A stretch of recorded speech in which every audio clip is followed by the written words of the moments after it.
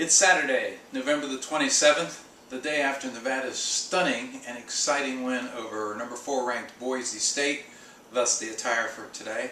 But let's take a look at our selections on the Saturday card, and we'll also go around the country and look at some stakes races that'll be on the simulcast networks. I'll take a pass in the first race. In the second race we got a maiden claimer on the turf, and provided it stays on the turf, my selection here is going to be No Peace at All. No Peace at All gets the nod after having shipped to Woodbine and was 4th in her career start at Odds On in Maiden Special Weight Company. Then he dueled in the stretch, was clear and weakened. Assuming that he can handle the turf, since he did well on the synthetics at Woodbine, I think that he's good in here. He's ridden by Paco Lopez, goes out for trainer David Fox, and the two of them have a 17% angle together. So I'll take No Peace at All in the second. In the third race, I like Indy's Pride, going 1 mile and 70 yards in 2 lifetime claiming competition. Indy's Pride was a front-running victor in his win to break his maiden. And in this race, it looks like nobody, and I mean nobody, wants the lead. So that put Indy Pride on the lead, and he should be long gone today.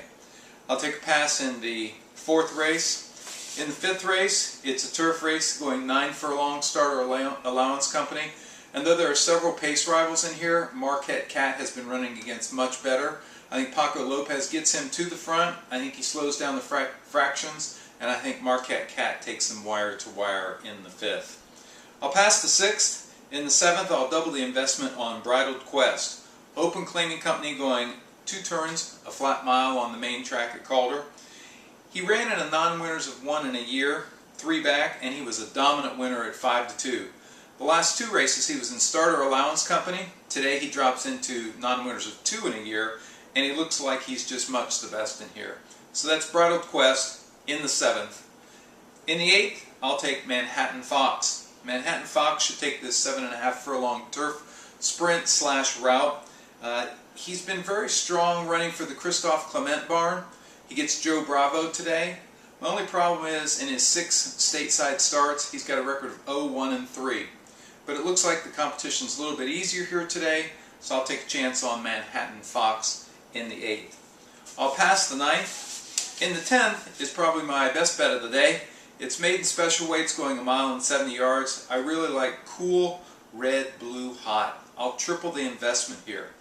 He was a sizzling second in his debut when he ran a huge 96 buyer that day. It was a photo finish, and it was at Belmont. He ships here to Calder for Angel Penna, who's a strong New York trainer. He wins 20% with his second-time starters. Anything close to that debut figure, and he's a handy winner today.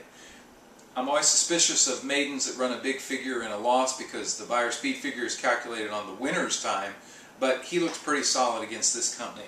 So it's Cool Red Blue Hot in the 10th for me.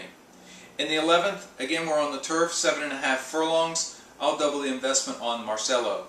He's been in 6 consecutive stakes, 4 of them graded stakes companies, and that was after winning his first level allowance. He gets back into allowance company today, meets much easier. I think he looks just really good in here. So I'll double the investment on Marcelo in the 11th. And I'll take a pass in the 12th and finale at Calder. Let's take a look around the country at some simulcast action in some graded stakes. The first graded stakes that I like is out of New York at Aqueduct in the Grade 2 Remsen. I think To Honor and Serve looks pretty solid in here. In fact, I will double the investment. In fact, I'll triple the investment because it's Dave Lifton's bet of the day. He should be either on the lead or close to the lead. He's been dominant in his last couple of races. This could be a preview of a Kentucky Derby contender, and I'll take Honor and Serve in the Remsen at New York. Staying in New York, the 8th race is the Gazelle, a Grade 1 for older fillies and mares. I had no such word when she won the Monmouth Oaks. She's been in strong form all year long, and though the campaign has been long, according to the Track Bandit, she's been working really well for this race.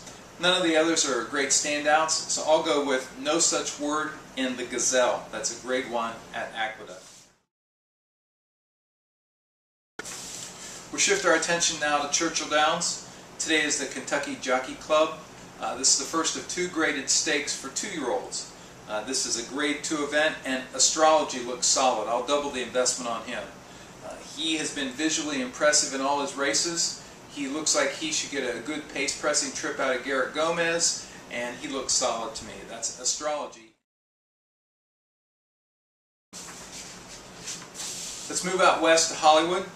The Generous Stakes is the 7th race. It's a grade 3. It's at a mile on the turf for 2-year-olds. Comet to the Top is my best bet of the day on the simulcast networks. Comet to the Top has been dominant. She's won her last 3 starts by a combined nearly 17 lengths. She's the lone speed in the race and could be long gone. The only question here is Comet to the Top has never been on the turf. If she handles the turf like she's handled the synthetic, she is a front-running fool today. Comet to the Top in the Generous Stakes, the 7th at Hollywood. And in my last simulcast bet, in the Citation, a grade 2 out at Hollywood going a mile on the 16th on the turf, I'll go with Court Vision. Court Vision won the Woodbine Mile 2 starts back. He was within 3 lengths of Goldacova in the Breeders' Cup Mile. He shipped out west to win before. He gets Joel Rosario today, who's hot as a firecracker.